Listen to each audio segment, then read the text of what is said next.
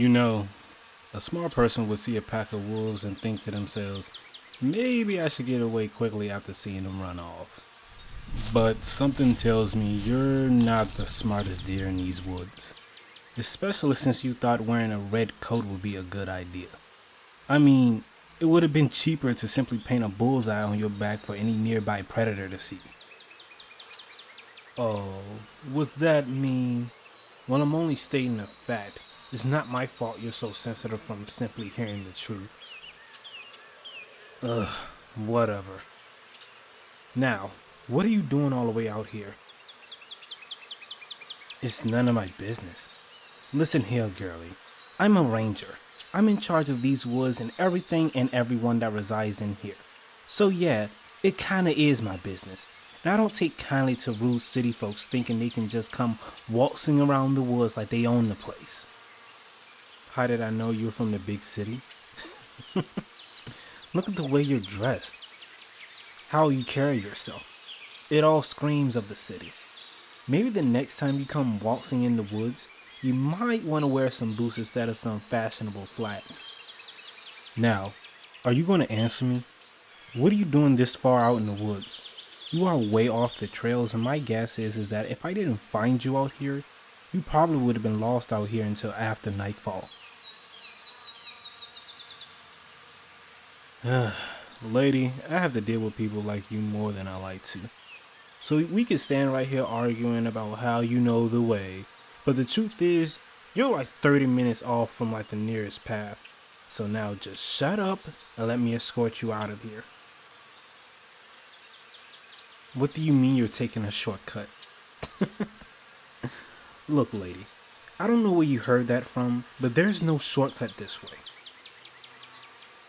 Oh, there is? Alright then, Miss Big Mouth. Tell me more about this so-called shortcut and tell me where it leads to.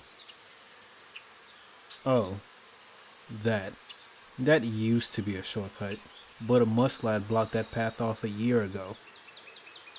Wait a minute. How do you even know about that path? The only people that knew about that path were me, the rangers, and this sweet elderly old lady. Wait. You're telling me that you are that sweet lady's granddaughter. What? Did you finally realize that the city life wasn't for you and decided to come crawling back to this? I believe the wording that you used the last time you were here were stuck in the past, middle of nowhere where dreams come to die. Did I get that right? Don't worry about how I know all that.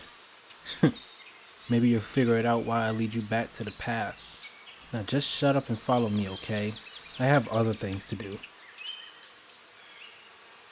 What did you say?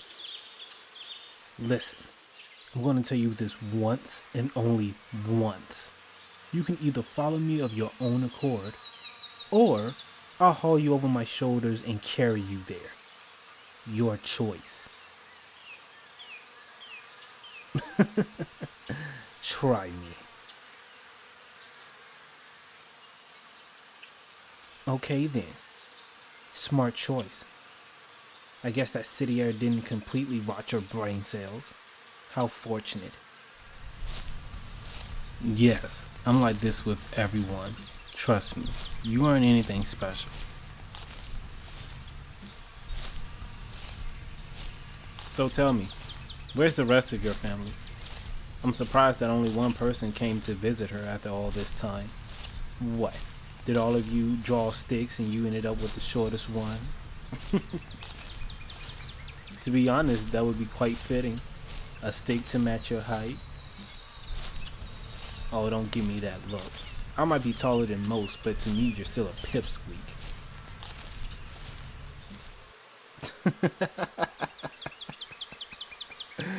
Wait. No, sorry, I'm sorry. I just find it hard to believe that you, out of all people, would just volunteer to come back. You were so gung-ho about getting on that bus when your family moved. You said you would never step foot back in this town again.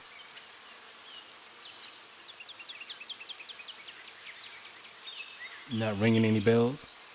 Well, that's fair. Your loudmouth would say that to nearly everyone in town. You kept saying how you were going to go to the big city and make something of yourself. Did you get to go to any of those fancy high schools and finish up the last 2 years? Did you get to go to any of those fancy colleges too? Nothing to say, huh? Alright then. Maybe you can answer this question. Why did you really volunteer? What, you wanted to make sure you were in the old lady's good graces before she passed on? Make sure you get a good sum of money secured in that will of hers?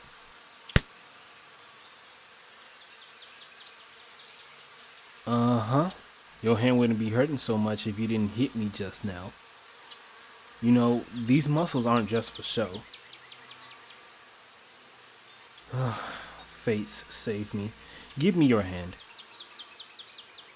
Because I can't see it if you keep waving it around like that. Now come here and let me see your hand. Okay. Your knuckles are gonna bruise, but it doesn't look like anything is broken. I will say this. You got a nice punch. I'm glad you remember something I taught you. Now, if you're done fooling around, let's keep going.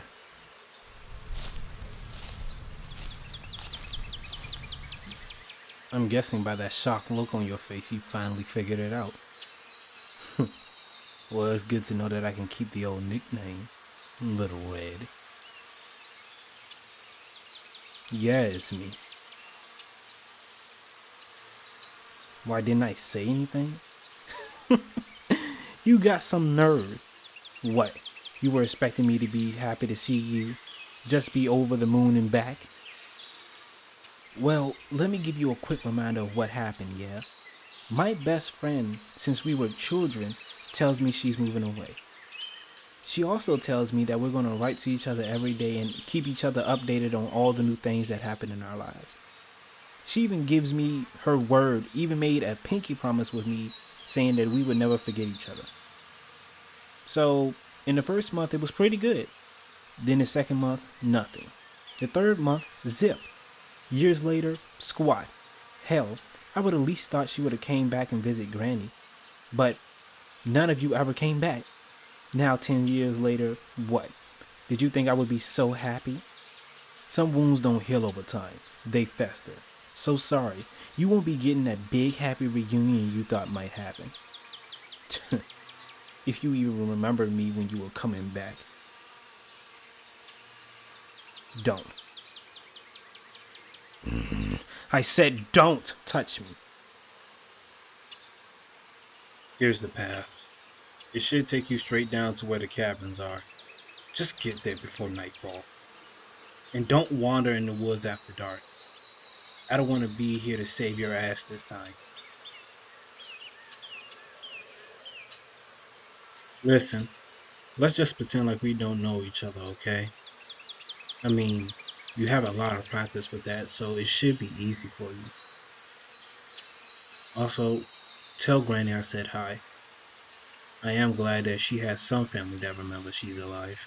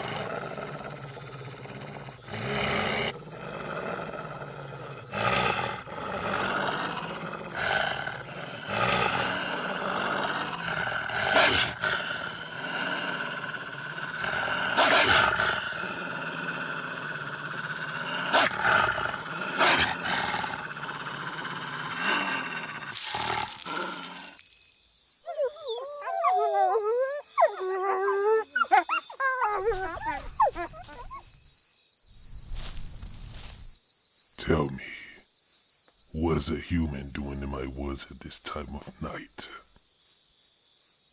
Oh, are you going to scream?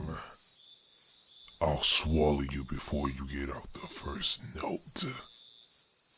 Now, I won't ask again. What are you doing in my woods? You have 5 seconds to give me a coherent answer, or I'll have human for dinner. Now speak. I see.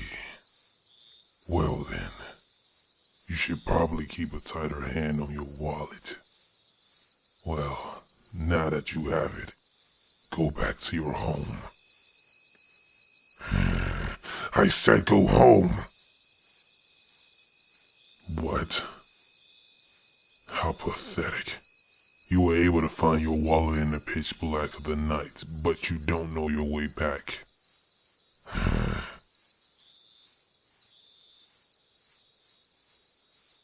You want my help guiding you back? I don't think so. You heard me, little human. To be honest, I'm rather curious to see how you'll find your way back all by yourself. And with that lovely red coat on, the wolves of this forest would have a fun time hunting you. It would be rather fun to watch.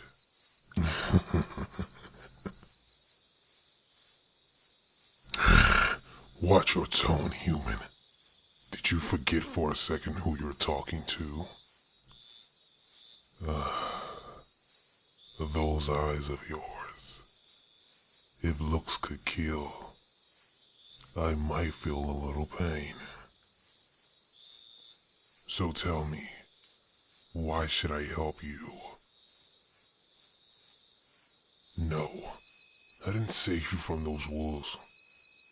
At least, that wasn't my intention. They were just trespassing on my territory. And I don't take kindly to creatures hunting on my territory without my permission. So I'll ask again, why should I help you? I see.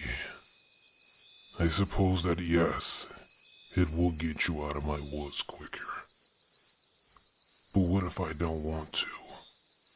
What if I just really want to eat you right now?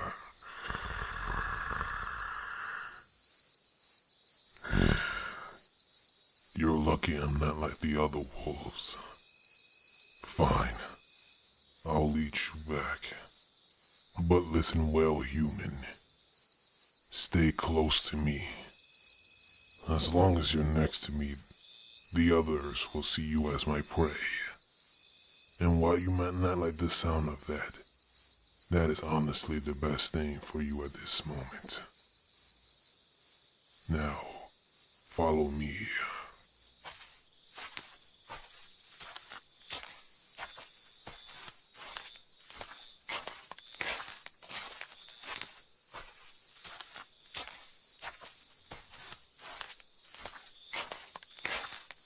Can you stop staring at me, human?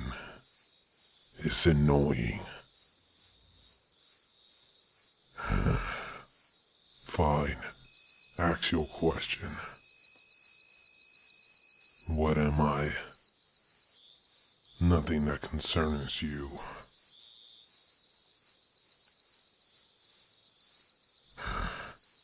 I am a dire wolf.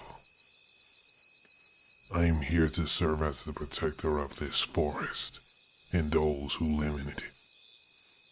The rangers do what they can during the day, so you can consider me as the unspoken night shift. There are forces in these woods that your weak mind could never comprehend. So coming out here, looking for a wallet in the dead of night, was a very stupid move. Maybe next time you'll wait till morning. I'm sure one of the rangers would have found it and returned it to you.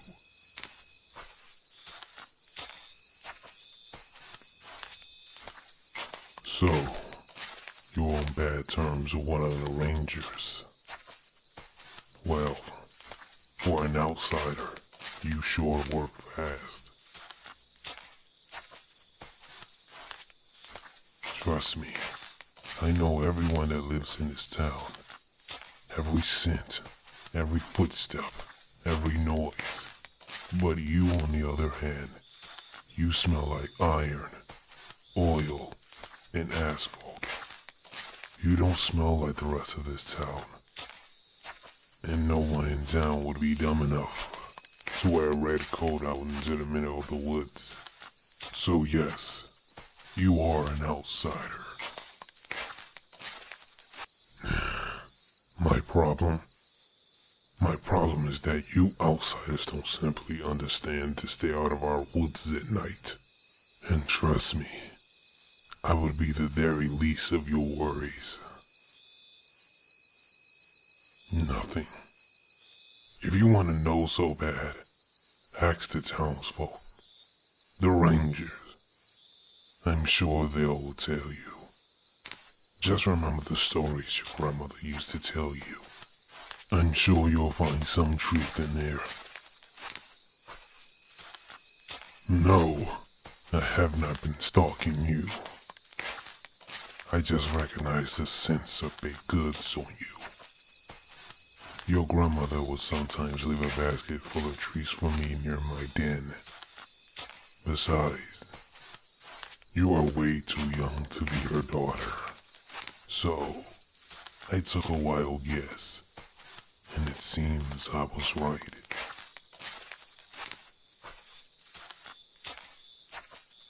Here we are. Now, run home, and you don't have to worry about the other wolves tonight. You have my scent on you now, and they know better than to sour my mood. Trust me, my mood can get more sour. Now go, and don't ever let me catch you in my woods at night again. Or next time, I'll just gobble you up whole, Little Red. I called you Little Red. Seems fitting too. Your coat is red. You are small. So, Little Red. Well, seems there will be two of us calling you that now. Though, if the fates are kind to me, I'll never see you again. Now run home. I have some hunting to do, since humans are no longer on the menu.